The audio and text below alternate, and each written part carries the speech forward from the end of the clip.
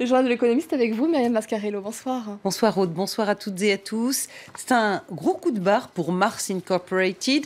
Un petit bout de plastique rouge a été retrouvé dans une barre chocolatée fabriquée aux Pays-Bas. Résultat, toute une partie de la production de Mars, Snickers et autres bonbons Celebration est rappelée dans 55 pays du monde. Écoutez et regardez les précisions de nos confrères de France 2. Agroalimentaire au cœur d'une tempête mondiale, depuis qu'un consommateur allemand a trouvé un petit morceau de plastique rouge dans une barre chocolatée, un Snickers. Tout serait en fait partie des Pays-Bas, de cette immense usine, la plus importante du groupe. C'est là, sur ces chaînes de fabrication, que la barre chocolatée a été produite, et de là aussi que viendrait le morceau de plastique. Le problème, c'est que le morceau de plastique cassé a des côtés très aiguisés, ce qui le rend dangereux et des enfants en bas âge pourraient s'étouffer. Immédiatement, le groupe communique et annonce que pour les barres chocolatées, il est demandé aux personnes ayant acheté l'un de ces produits de ne pas le consommer. Une décision aux conséquences immenses. Allemagne, France, Royaume-Uni, Italie, Espagne ou encore Sri Lanka et Vietnam. Au total, 55 pays sont concernés par le retrait de millions de barres. Le groupe a frappé fort, car si les risques de poursuites juridiques semblent pour l'instant limités, l'important pour Mars, c'est de sauvegarder sa réputation. L'entreprise a très bien réagi, elle a appliqué tous les principes de gestion de crise, la compassion, l'action, la transparence. Elle a informé elle-même de la crise qui lui arrivait. Dans une crise comme celle-là, il vaut mieux sortir un marteau pour écraser la mouche. C'est exactement ce qu'ils ont fait. Mais ils l'ont fait habilement, intelligemment et de façon efficace. Demain, on n'en parlera plus de cette crise. En France, Mars, Snickers et bonbons Célébration sont concernés en fonction de leur date de péremption. Pour plus de renseignements, les consommateurs inquiets peuvent se tourner vers un numéro de téléphone dédié. Nous l'avons testé. Toutes les lignes de votre correspondance sont occupées. Mais cet après-midi, le service consommateur était injoignable. Et cette crise coûtera très probablement de l'argent à Mars.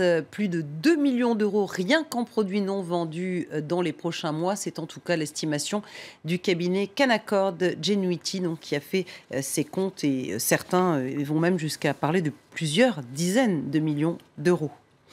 Il ira jusqu'au bout pour débarrasser la France de ses rigidités. Manuel Valls défend bec et ongle sa réforme du marché du travail. Je vous propose d'écouter le Premier ministre. Nous voulons, en levant les freins à l'embauche, en réformant le barème des indemnités prud'homales et en clarifiant la définition du licenciement économique, tout cela encadré bien sûr, et dans un dialogue avec les partenaires sociaux, permettre à ces entrepreneurs comme Laurent d'aller plus loin, de pouvoir embaucher, d'avoir confiance et de plus avoir peur d'embaucher. Vous lui dites allez-y Laurent, embauchez. Laurent, j'irai jusqu'au bout. Voilà, Laurent, qui est le nom donc d'un chef d'entreprise qui avait téléphoné au moment où le Premier ministre s'exprimait chez nos confrères d'RTL. Sachez en tout cas que ce soir, le plafonnement des indemnités prud'homales dont parlait à l'instant le Premier ministre est au cœur d'une déclaration commune à 9 syndicats français. On sait à quel point ils sont divisés d'habitude. Ces 9 syndicats demandent le retrait donc de cette mesure du plafonnement des indemnités prud'homales. Les grandes centrales s'étaient donné rendez-vous ce soir à 18h à Paris et elles ont donc tenu une réunion et se sont arrêtées sur cette position notamment. Quitter l'Union européenne découragerait l'investissement, menacerait l'emploi et mettrait en danger l'économie. Ce ne sont pas les syndicats qui le disent, mais 200 grands patrons de la Grande-Bretagne, britannique donc. Leur lettre ouverte a été publiée dans le Times ce mardi. Un appel en droite ligne avec les déclarations de David Cameron, le Premier ministre. Écoutez-le. 3 millions d'emplois dépendent de notre commerce avec l'Europe. Bien sûr, tous ces emplois ne disparaîtront pas si nous quittons l'Union européenne. Nous continuerons à avoir des relations commerciales avec l'Europe. Mais peut-on être sûr que ces emplois seront encore là, que nous ne serons pas désavantagés si nous ne sommes plus dans l'UE? Je ne le crois pas.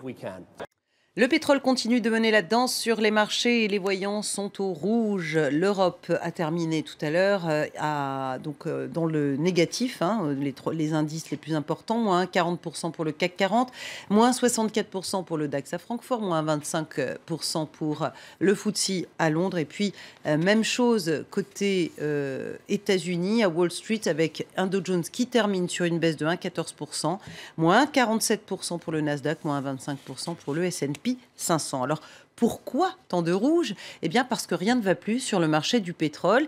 L'Arabie Saoudite appelle depuis plusieurs jours les grands producteurs à ne pas pomper au-delà de leur niveau de janvier dernier. Risible, a répondu l'Iran ce soir, qui revient sur le marché après 4 ans d'embargo et qui n'a pas du tout l'intention de limiter donc ses exportations et sa production. La surproduction, elle devrait donc continuer puisqu'on est en plein dedans et les prix rester bas donc dans les prochains mois, ce qui inquiète les investisseurs. En bref, c'est la zizanie chez les géants du net. Bill Gates se range du côté du FBI dans le bras de fer avec Apple.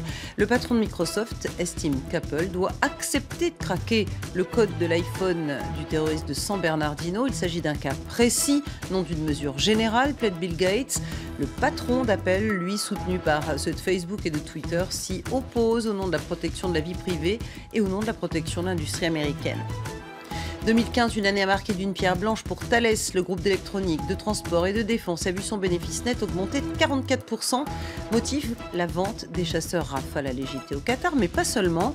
Thales profite aussi de la forte croissance de l'aéronautique en général, de la cybersécurité et du multimédia embarqué. L'Afrique est le continent de demain, ça c'est le patron de Danone qui le dit, acte à l'appui. Le géant français vient de s'offrir 2 nouveaux trophées, le fabricant de fromage frais égyptien Al Ayeb et la majorité de Fan Milk au Ghana. Depuis 2012, sachez que Danone a investi près d'1 milliard d'euros en Afrique et il contrôle désormais 95% de centrales Danone au Maroc. Voilà pour l'essentiel de l'écho. Je vous remercie Myriam.